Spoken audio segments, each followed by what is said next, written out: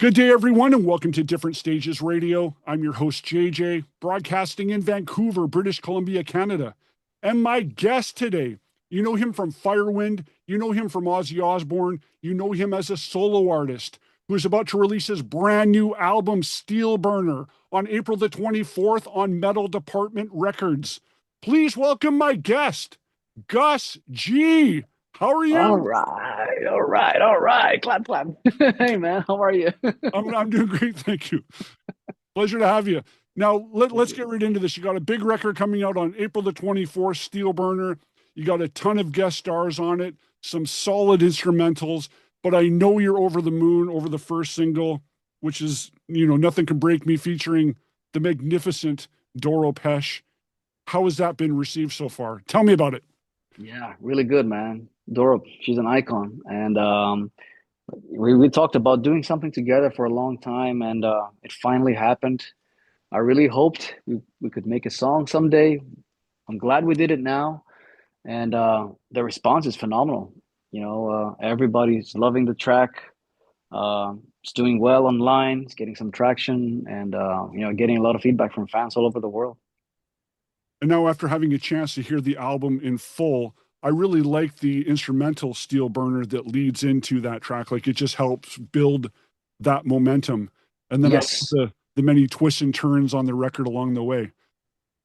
I think it's a record that has a lot of different sides to it. Obviously, because of the guests, they bring so much value to the project. Everybody brings their own unmistakable style, and you have people like Doro and Matt Barlow who are more on the metal side of things. They're heavier songs, and then you have people like Ronnie Romero and Dino Jalusic, who is a bit more.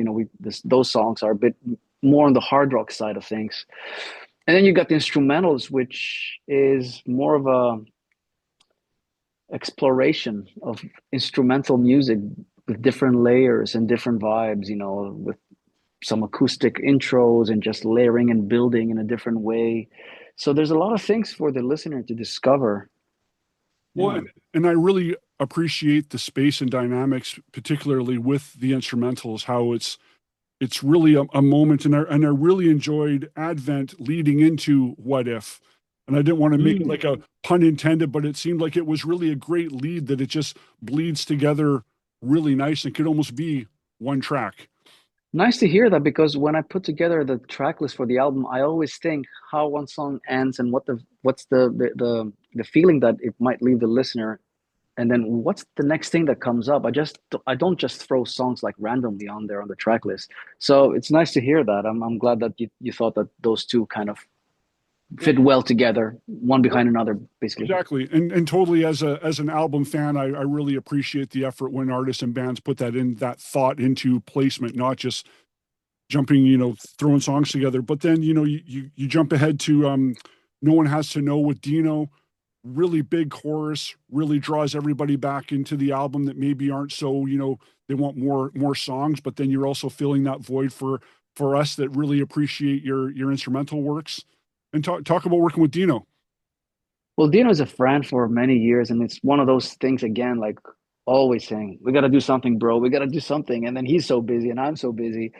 And I had this song that was half finished, and it's got this kind of I don't know if I should say it like that, but yeah, it has this bit more Guns N' Roses vibe into it.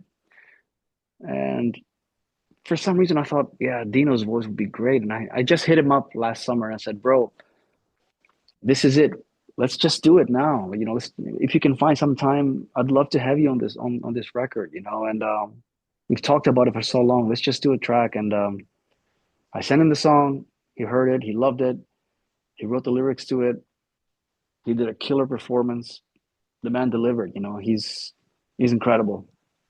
And like Dino, you got Ronnie on there, who you've worked with a few times on his solo records and so forth. How much fun is Ronnie? Ronnie's incredible. He's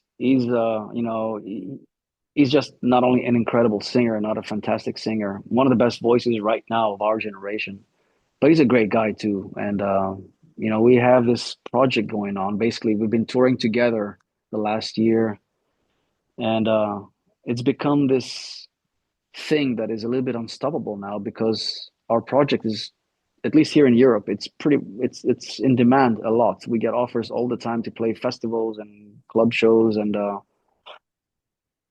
yeah, we created probably a little monster now, and it's growing. And we, through this collaboration with Ronnie, we've gotten closer and we became really good friends. Um, and I'm really enjoying making music and playing music on stage with him. And I really enjoy traveling with him. We have similar kind of humor, the way we see things, and kind of similar backgrounds. Him, because we're like same age, and he had his he in his career he started like playing. He played with different underground bands, but then he was the background with Richie Blackmore. He had that big opportunity, and then I had a similar thing with OZZY, and then we both came out of that and doing our own thing. So um, we relate to a lot of these things together, and building this path on our own as well now. So it's nice.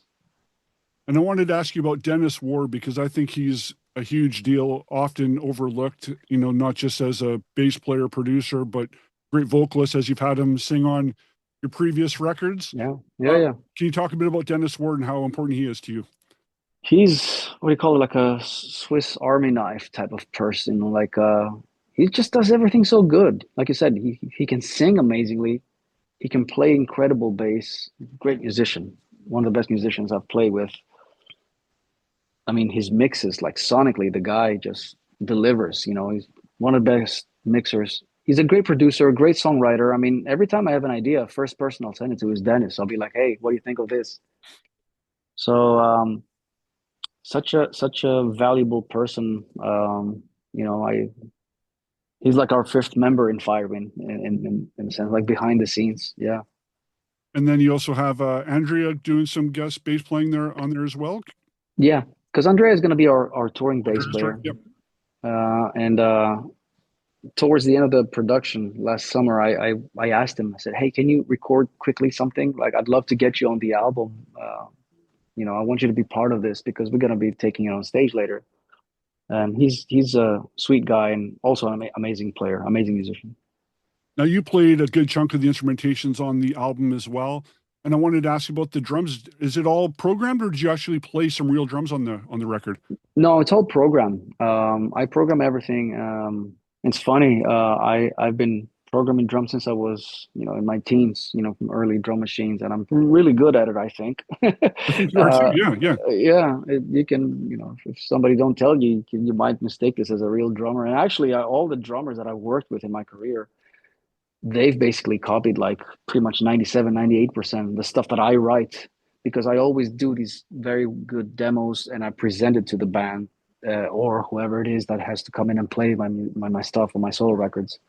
And everybody's always giving me the props like, "Hey, you're doing a really good job here, man." Like you almost think you think a lot like drummers. Because I do think like, how would a drummer play this when I program a thing? I just don't throw beats up there that are impossible to play.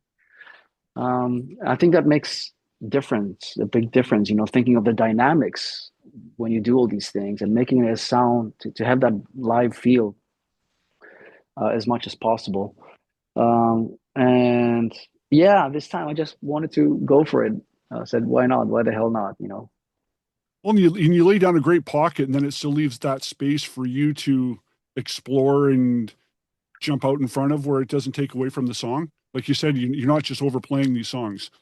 No, exactly. It's the same way that I think about guitar playing as well. Like you have to play always the right notes. Even if I do different layers and I have a lot of guitars at a certain point going on at the same time, they all have to serve a purpose, not just because to make it more complicated or to make it more impossible. You have to leave enough space in a spectrum, the sonic spectrum, basically, to for everything to be heard and to be played right, if that makes sense. Totally makes sense. Um, Now you mentioned Dennis Ward as a fifth member of Firewind, and we talked about Firewind briefly off air. So before we get to that little tidbit of information, but just what's going on in Firewind land? oh, a lot of things right now. It might look like a quieter year for us, but it's not. We've just finished the new album.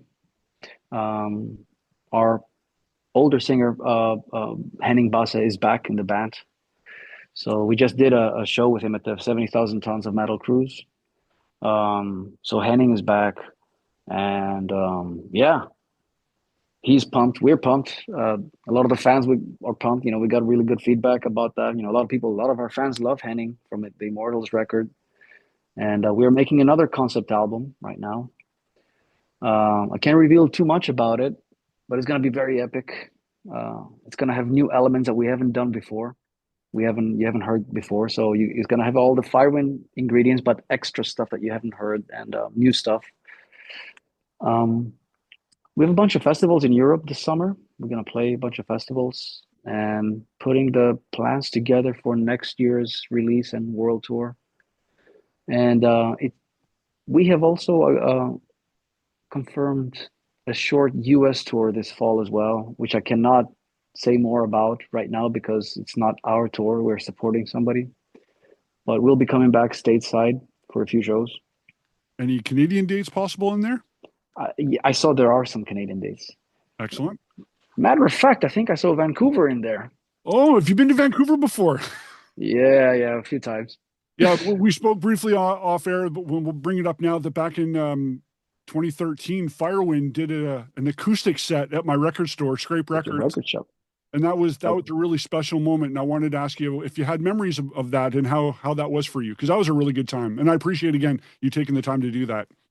Yes, it was a really good time. I have good memories. I remember coming to your record shop. We were going through a rough time as a band. Our singer had just left, which is Apollo had just left, and we were working with an American singer who was great, Kelly Sundown, and we were doing this year's tour. I think we were touring with Teresa's, I think. Yep. A Finnish band, yeah. And it was in the middle of winter.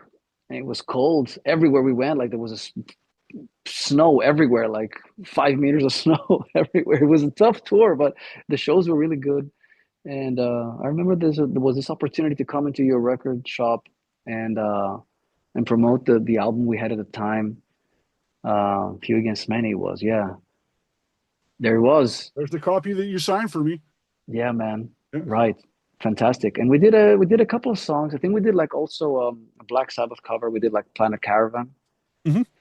And I think there's some footage of it online. There is. Yeah. Yeah. Yeah, you can find some of it on YouTube. Yeah. Firewind in store, Scrape Records, if people are looking for it. Was that like through your channel? Was it on your Yeah, YouTube you can find channel? it on the Scrape Records, the store's YouTube channel. You can find it through there. Or I can put links up at the end of this interview if people want to go find it directly. Please do that. Yeah. That was a lot of fun. And I wanted to switch gears. Wanted to ask you about the joys of being able to contribute to Bruce Dickinson's last solo album, The Mandrake Project. That must have been a very special moment for you. And second question, because I know we're tight on time, he's already working on volume 2 or part 2 of the series. Will you be a part of that? To the first question, it was fantastic. It was a great opportunity. This came through my buddy Roy Z, who's Bruce's longtime producer and collaborator. And how cool it was that they asked me to play solo on a song that was an Iron Maiden song. It was a Bruce song that Iron Maiden took over, and then Bruce wanted to do his own original version. So that was a treat, man. Yeah, like talk about bucket list moment, like playing on a Bruce Dickinson record. So yeah, and that was one of the biggest records that year that when it came out. Great album. I'm not part of this new thing. I think he has a new band now he's working with. So yeah, for me, my connection to Bruce Dickinson Cam was through Roy Z, and I don't know if Roy is still working with him, or I don't know if he has a whole new set of people around. So anyhow, yeah, that's what it is. Great opportunity. Now we have to bring up, and I'll keep this one short too, regarding Ozzy Osbourne. Magnificent moment for you. So happy for you. And I'm so glad that I had a chance to see you perform live with him. Can you just give us a quick, if this is your first night of the tour, you're going out on stage. How are you feeling? Were you able to soak it in? Was it a blur? Were you sick to your stomach? How did you feel? How was all that? Are you talking about the first show I ever did with him? Very first show. The first show is actually, it was a BlizzCon convention. It was like a video game convention, and it was televised on pay-per-view, you know, like let's just make it even more stressful. So it was one of those things. I don't think Ozzy knew about that part. They told us in the band, but he didn't know, because I think he would have flipped, you know, if he knew that it was also televised. Um, so I mean, for me, you know, big pressure, of course, nerve-wracking, all those emotions that you just said, you know, and it felt like the whole show went like in a second, even though if it was like a 90-minute set. Um, yeah, it's so many emotions, you know. Like I kept thinking, how the hell did I get here? Why am I here? Like all those questions, you know. Just like a kid from Greece, why am I here next to this guy? Like, what the hell are they thinking? You know, so, you know, I did my best. I honestly, man, I don't think that was the best thing that I could do. You know, it was just so much. It's so stressful and such a big show to be like to go just go out there as a opening, like as a debut show. Um, I think I started to get the grasp of it a lot more as we went down the line. Luckily, they did call me back to do more things. So you know, I thought I was gonna they would never call me back after that show, but they did. Thank God. Well, I thought you did wonderful. Now, you have a very busy year ahead, like you're saying, Firewind stuff behind the scenes. Of course, we got Steel Burner coming out on April the 24th, but you always seem to bounce around in other projects. Is there other things that is on your agenda that is coming out, other appearances you've made, that kind of thing? No, man, no, there's no time for anything else right Yeah, I now. did. It's you know, I mean, I'm doing this solo record, and I'm doing a tour with Ronnie in Europe this fall. Um, and like Firewind is right up next, coming up, you know. So it's gonna be a busy next couple of years between my two projects. So there's really no time in the world to do anything else. Oh, plus I'm a new dad now, so Well, congratulations. Good for you. That's thank you. Thank you. Yeah. So when I went home, I'm completely dedicated to, you know, raising my son. So so it's a lot happening. I respect that. Now, where should we send people to buy Steel Burner? Where's the best place to go? Oh, well, you know, you can buy directly from my website, gusgofficial.com, or wherever your retailer is, you know, like we ship worldwide, you know, and it's a very DIY thing. It's something I really enjoy doing. I hand sign all copies and ship them myself. I love that part. I love doing that part and sending it out to the people that support me, myself. But you know, I know that it's going to be available from all retailers. You know, all the big ones. You know, your Amazon, like all that stuff, like Walmart's and all that stuff in the States and Canada.